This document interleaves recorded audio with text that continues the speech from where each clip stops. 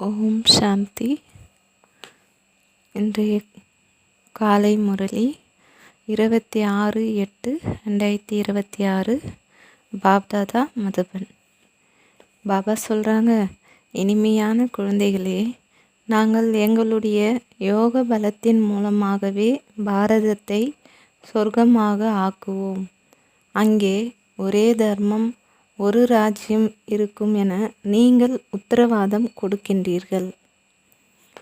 பாபா கேள்வி கேட்குறாங்க, மாயையின் எந்த தடையில் இருந்து பாதுகாப்பாக இருக்கும் குழந்தைகள் மிக நல்ல அதிசயத்தை செய்ய முடியும்?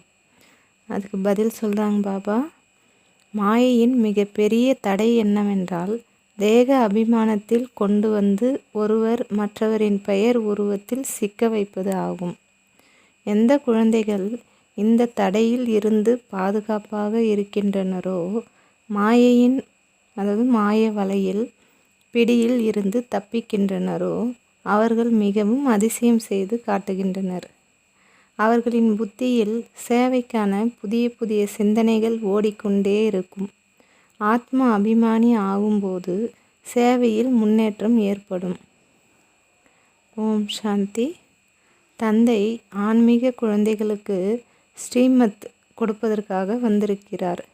மிக குறைந்த சமயத்திற்குள் நாடகத்தின் திட்டப்படி அனைத்து காரியங்களும் நடந்தாக வேண்டும் என்பதை குழந்தைகள் அறிவார்கள்.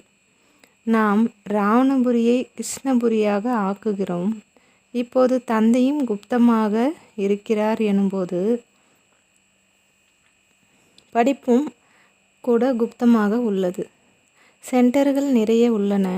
சிறிய பெரிய கிராமங்களில் சென்டர்கள் உள்ளன மற்றும் குழந்தைகளும் நிறைய பேர் உள்ளனர். மேலும் நாளுக்கு நாள் அதிகரித்து கொண்டே இருப்பார்கள். நாங்கள் இந்த பாரத பூமியை சொர்க்கமாக்கி விட்டுதான் ஓய்வோம் என புத்தகங்களிலும் எழுதுகின்றனர். உங்களுக்கு இந்த பாரத பூமி மிகவும் பிடித்தமானது. ஏனென்றால் இந்த பாரதமே சொர்க்கமாக இருந்தது. அதற்கு 5000 வருடங்கள் ஆகின்றன. பாரதம் மிகவும் கௌரவம் புகழ்மிக்கதாக இருந்தது. பிரம்மா முக வம்சாவளி குழந்தைகளாகிய உங்களுக்குத்தான் இந்த ஞானம் உள்ளது. இந்த பாரதத்தை ஸ்ரீமத் படி சொர்க்கமாக ஆக்க வேண்டியுள்ளது.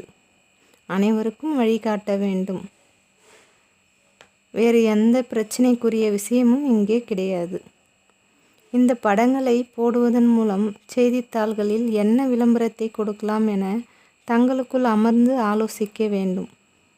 அந்த மனிதர்கள் தங்களுக்குள் அமர்ந்து பாரதத்தை எப்படி முன்னேற்றலாம் என ஆலோசனை செய்வது போல தங்களுக்குள் இது குறித்து கலந்துரையாடல் செய்ய வேண்டும். இந்த கொள்கை வேறுபாடுகள் அதிகமாகிவிட்டது மற்றும் பாரதத்தில் எப்படி சுகம் அமைதியின் ஸ்தாபனை செய்வது, அதனை நமக்குள் கலந்து ஆலோசிப்பது சரிப்படுத்த வேண்டும். அப்படி நீங்களும் கூட ஆன்மீக பாண்டவ அரசாங்கமாக இருக்கிறீர்கள். இது பெரிய ஈஸ்வரிய அரசாங்கம் ஆகும். பதித பாவன தந்தைதான் தூய்மையான குழந்தைகளை தூய்மையாக்கி தூய்மையான உலகின் எஜமானனாக ஆக்குகிறார். இந்த இரகசியத்தை குழந்தைகளாகிய நீங்கள் அறிவீர்கள். ஆதி சனாதன தேவி தேவதா தர்மமே முக்கியமானதாகும். இது ருத்ர ஞான யக்ஞமாகும். ருத்ரன் என சிவபாபா சொல்லப்படுகிறார். இப்போது தந்தை உங்களை விழிப்படைய செய்திருக்கிறார். நீங்கள் மற்றவர்களை விழிப்படைய செய்ய வேண்டும். நாடகத்தின் திட்டப்படி நீங்கள் விழிப்புணர்வு ஊட்டி கொண்டிருக்கிறீர்கள். இதுவரை யார் யார் எப்படி எப்படி முயற்சி செய்திருக்கின்றனரோ அவ்வளவுதான் கல்பத்திற்கு முன்பும் கூட செய்திருக்கின்றனர். உங்களுடையது ஆன்மீக யுத்தமாகும். சில சமயம் மாயையின் தாக்கம், சில சமயம் ஈஸ்வரனுடையது. சில சமயம் சேவை நன்றாக வேகத்துடன் நடக்கிறது. சில சமயம் பல குழந்தைகளுக்குள் மாயையின் தடைகள் உண்டாகிறது. மாயை ஒரே அடியாக மயக்கமடைய செய்து விடுகிறது. சண்டைக்கான மைதானமாக உள்ளது அல்லவா? மாயை ராமனின் குழந்தைகளை மயக்கமடைய செய்து விடுகிறது. லவகுசானின் கதையும் உள்ளது அல்லவா? ராமனின் 2 குழந்தைகளை காட்டியுள்ளனர். இங்கேயோ பாபாவுக்கு அளவற்ற குழந்தைகள் உள்ளனர். இந்த சமயத்தில் அனைத்து மனிதர்களும் கும்பகர்ணனின் தூக்கத்தில் ஆழ்ந்திருக்கின்றனர். பரம்பிதா பரமாத்மா குழந்தைகளுக்கு ஆஸ்தியை கொடுப்பதற்காக வந்துள்ளார் என்பதும் கூட அவர்களுக்கு தெரியாது. தந்தை பாரதத்தில்தான் வருகிறார். இந்த விஷயத்தை முற்றிலுமாக மறந்துவிட்டுள்ளனர். பாரதவாசிகள்தான் சொர்க்கத்தின் எஜமானர்களாக இருந்தனர். இதில் எந்த சந்தேகமும் கிடையாது. பரம்பிதா பரமாத்மாவின் பிறப்பும் இங்கேதான் ஏற்படுகிறது. ஆகையால் சிவஜெயந்தியை பாரதத்தில் கொண்டாடுகின்றனர். எனவே கண்டிப்பாக அவர் வந்து ஏதாவது செய்திருப்பார். கண்டிப்பாக தந்தை வந்து சொர்க்கத்தை ஸ்தாபனை செய்திருப்பார் என புத்தியும் சொல்கிறது. தூண்டுதலின் மூலம் ஸ்தாபனை செய்ய மாட்டார். இங்கே குழந்தைகளாகிய உங்களுக்கு ராஜயோகம் கற்பிக்கப்படுகிறது. நினைவின் யாத்திரை கற்பிக்கப்படுகிறது. சங்கரன் சூட்சம வதனத்தில் இருக்கிறார். நாடகத்தின்படி விநாசம் நடக்கும். மகாபாரத சண்டையில் ஆயுதங்கள் முதலானவை பயன்படுத்தப்பட்டன என பாடப்பட்டுள்ளது. நடந்து முடிந்தவை அனைத்தும் பிறகு மீண்டும் நடக்கும். நாங்கள் யோக பலத்தின் மூலம் சொர்க்கத்தை ஸ்தாபனை செய்வோம். அங்கே ஒரு தர்மம் இருக்கும் என நீங்கள் உத்தரவாதம் கொடுக்கிறீர்கள். எனில் மற்ற அனைத்து தர்மங்களும் எங்கே இருக்கும்? கண்டிப்பாக விநாசமாகிவிடும். இது புரிந்து கொள்ளக்கூடிய விஷயமாகும். பிரம்மாவின் மூலம் ஸ்தாபனை, விஷ்ணுவின் மூலம் பாலனை என பாடப்பட்டுள்ளது. சரியே. ஆனால் சங்கரனை சிவனுடன் சேர்த்து விட்டனர். இது தவறாகும். சிவசங்கரன் என கூறிவிடுகின்றனர். ஏனென்றால் சங்கரனுக்கு எந்த வேலையுமே கிடையாது என்பதால் சிவனுடன் சேர்த்து விட்டனர். ஆனால் எனக்கு நிறைய வேலைகள் செய்ய வேண்டியுள்ளது என சிவபாபா சொல்கிறார். அனைவரையும் தூய்மையாக்க வேண்டும். நான் இந்த பிரம்மாவின் உடலில் பிரவேசம் செய்து இந்த சரீரமுடையவர் மூலம் ஸ்தாபனையின் காரியம் செய்விக்கிறேன். சங்கரனின் நடிப்பு எதுவும் கிடையாது. சிவனின் பூஜை நடக்கிறது. சிவன்தான் நன்மை செய்யபவர், பையை நிரப்பக்கூடியவர். சிவ பரமாத்மாய நமக என சொல்கின்றனர் அல்லவா? இந்த பிரம்மாவும் பிரஜாபிதாவாக இருக்கிறார். பிரம்மாவே விஷ்ணு, விஷ்ணுவே பிரம்மா. இவை மிகவும் ஆழமான விஷயங்களாகும். இதனை குழந்தைகளாகிய நீங்கள் மட்டுமே அறிவீர்கள். புத்திசாலி குழந்தைகளின் புத்தியில் ஞானம் சட்டென புரிந்துவிடுகிறது. பதித பாவன தந்தை எப்போது வருவார் என்பது மனிதர்களுக்கு கொஞ்சமும் புரிவதில்லை. இப்போது கலியுகத்தின் முடிவு காலமாக இருக்கிறது. ஒருவேளை கலியுகம் முடிய இன்னும் 40,000 வருடங்கள் உள்ளன என்றால் இன்னும் எவ்வளவுதான் தூய்மையற்றவர்களாகி கொண்டே செல்வார்கள்? எவ்வளவு துக்கத்தை பொறுத்து கொள்வது? கலியுகத்தில் சுகம் இருக்காது. எதுவும் தெரியாததால் பாவம் அவர்கள் அடர்ந்த காரிருளில் மூழ்கியுள்ளனர். பாபா சொல்கிறாங்க, சேவையை எப்படி விருத்தி அடைய வைக்கலாம் என குழந்தைகளாகிய நீங்கள் தங்களுக்குள் கலந்து ஆலோசனை செய்ய வேண்டும். தந்தை திட்டங்களை சொன்னபடி இருக்கிறார். பிறகு குழந்தைகள் தங்களுக்குள் சந்திக்க வேண்டும். படங்களை வைத்து நல்ல விதமாக புரிய வைக்க வேண்டும். இந்த படங்களும் நாடகத்தின்படி உருவாக்கியபடி இருக்கின்றன. என்னென்ன சமயம் கடந்து சென்று கொண்டிருக்கிறதோ அது மீண்டும் மீண்டும் அதே போல நாடகமாக நடந்தபடி இருக்கிறது. குழந்தைகளின் நிலையோ மேலும் கீழுமாக என மாறியபடி இருக்கிறது. பாபாவும் சாட்சியாகி பார்க்கிறார். அவ்வப்போது குழந்தைகளின் மீது கிரகச்சாரம் ஏற்பட்டு விடுகிறது.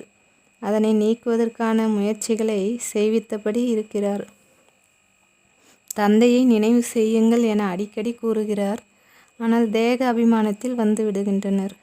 ஆகையால் கீழான நிலையை அடைகின்றனர். இதில் ஆத்மா அபிமானி ஆக வேண்டும். ஆனால் குழந்தைகளுக்குள் தேக அபிமானம் நிறைய உள்ளது. நீங்கள் ஆத்ம அபிமானியாக இருந்தீர்கள் என்றால் தந்தையின் நினைவும் இருக்கும், சேவையும் முன்னேறியபடி இருக்கும்.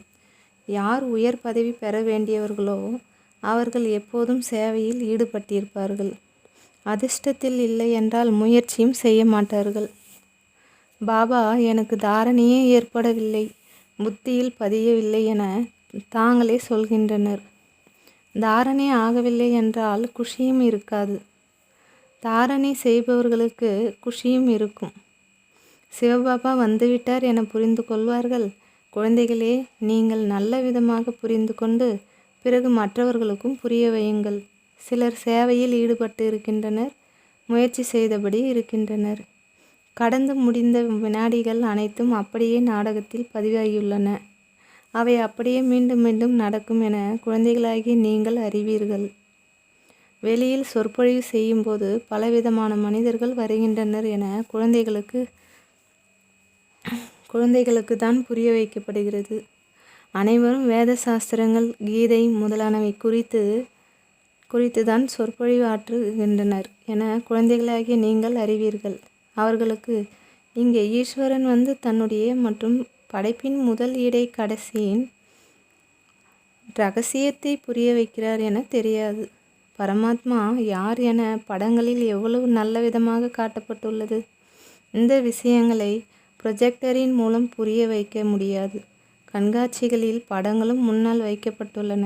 நீங்கள் புரிய வைத்துவிட்டு கேட்கலாம். இப்போது சொல்லுங்கள், கீதையின் பகவான் யார்? ஞானக்கடல் யார்? தூய்மை, சுகம், அமைதியின் கடல், விடுவிப்பவர், வழிகாட்டி யார்? கிருஷ்ணரை சொல்ல முடியாது. பரமாத்மாவின் மகிமை தனிப்பட்டதாகும்.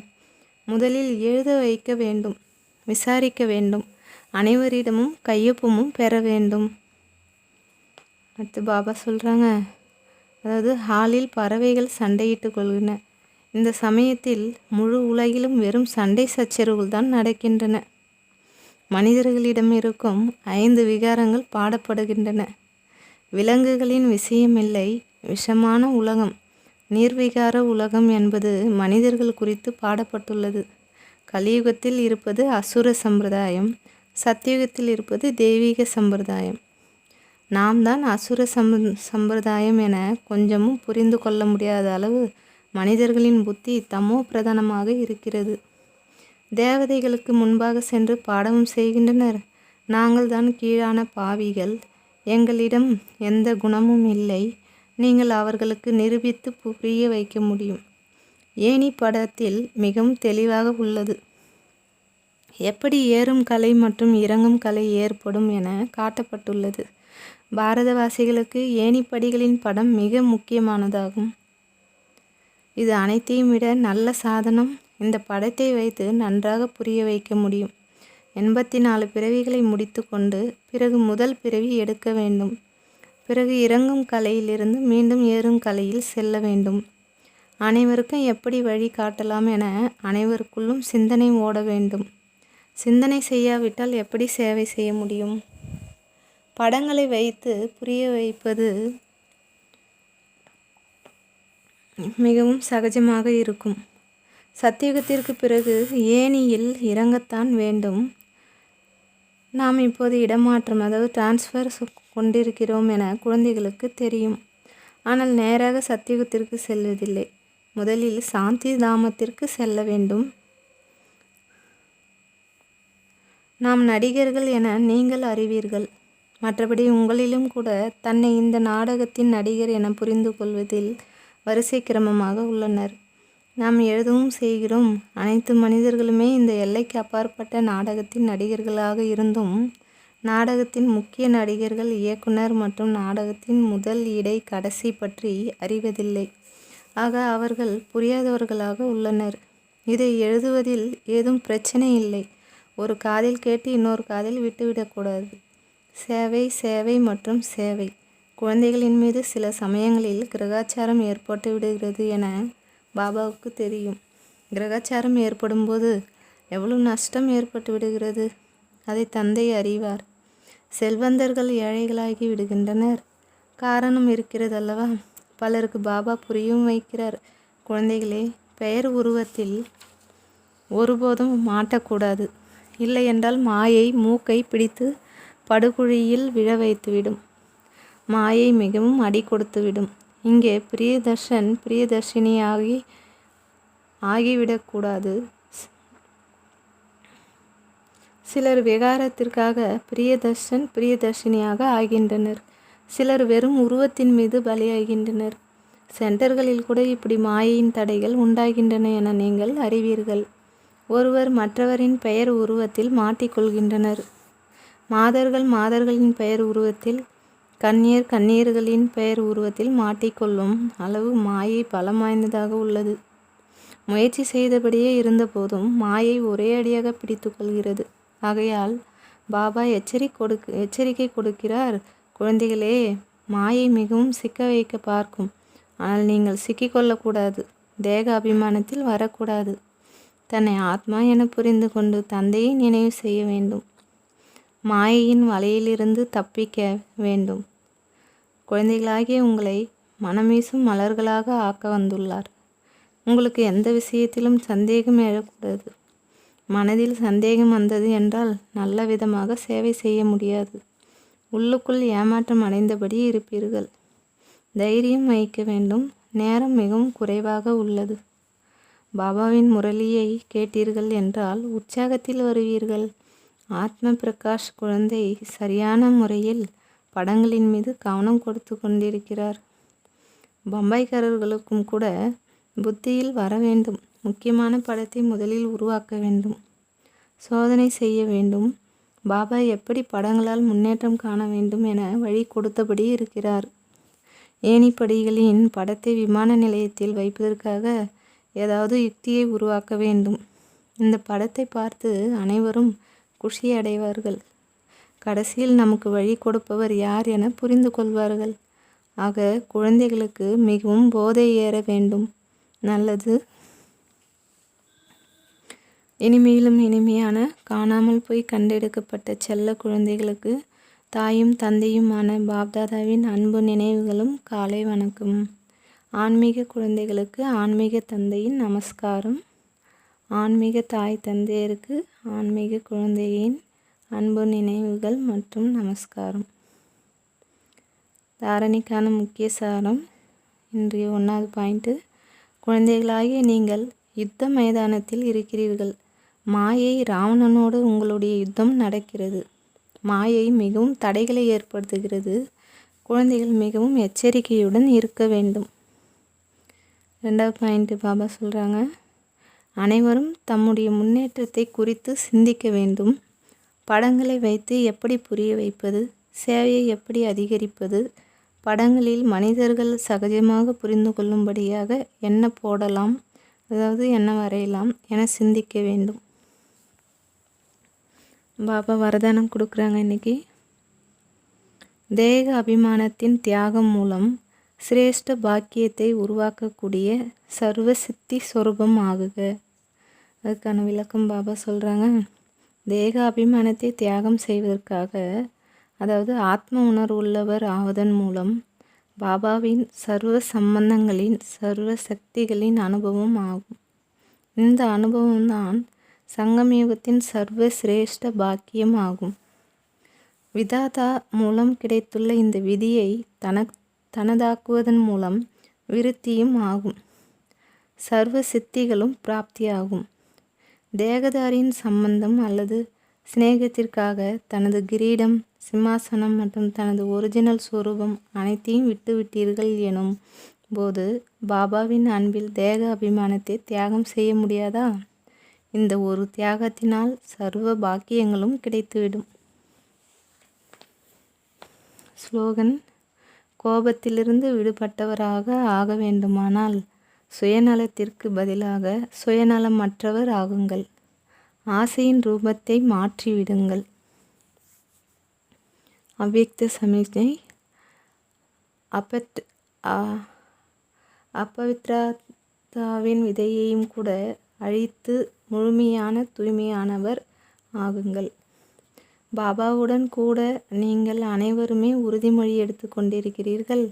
பவித்ரதா மூலம் நாம் இயற்கையும் கூட தூய்மையாக்குவோம். ஆக இந்த சங்கல்பத்தை நிறைவேற்றுவதற்கு பாப்தாதா விரும்புகிறார். உலகத்தில் ஒவ்வொரு குழந்தையும் முதலில் பற்றுதலில் இருந்து விடுபட்டவர் ஆக வேண்டும். சாதனங்களிடம் அல்லது மனிதர்களிடம் சாதனங்களை பயன்படுத்துவது வேறு பொருள், பற்றுதல் என்பது வேறு பொருள்.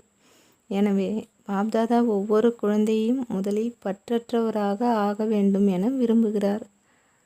நல்லது. ஓம் சாந்தி.